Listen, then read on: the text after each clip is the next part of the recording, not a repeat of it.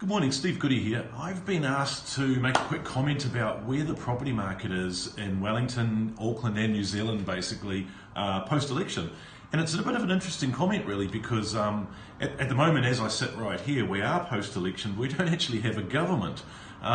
Everybody's still in talks, Winston's just deciding who it is that's going to run the place for the next few years.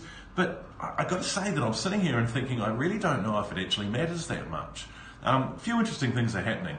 National, if they get in, it's going to be a situation of going on as it was for the last few years.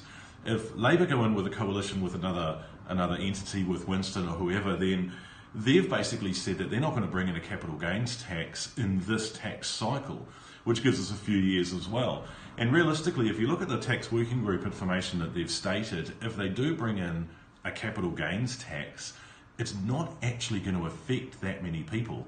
They're talking about it not affecting the primary place of residence or the family home that you own, and they're talking about it only being based on properties that you buy as a long-term investment from now onwards, which means that you're basically going to be able to figure out how much the tax is going to cost you and be able to offer that much less for the property to count the profit in, as so to speak. So it basically becomes a stamp duty as much as anything.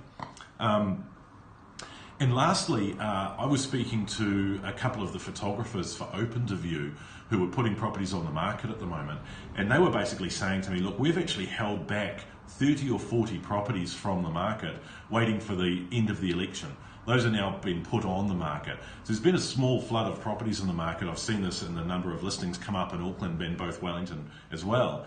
And I'm looking at it and going, well, the market's rolling on. We're going to have a government, we're going to have an economy no matter what happens. It's really not going to make that much difference.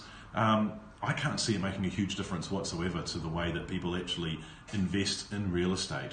Firstly, if you're a buy and hold investor, you're in there for the capital gain and for long term anyway. Not going to make that much difference. If you're a property trader like myself and a lot of my clients, and you're very much transactional, it's going to make no difference whatsoever because we pay our tax on the profits we make anyway, always have, always will do. I'm basically looking at it going, not that much difference. We're rolling on through the current marketplace into Christmas and looking at next year and not making any difference to what we're doing at all. And we're going to discuss that in a lot more detail coming up in my event.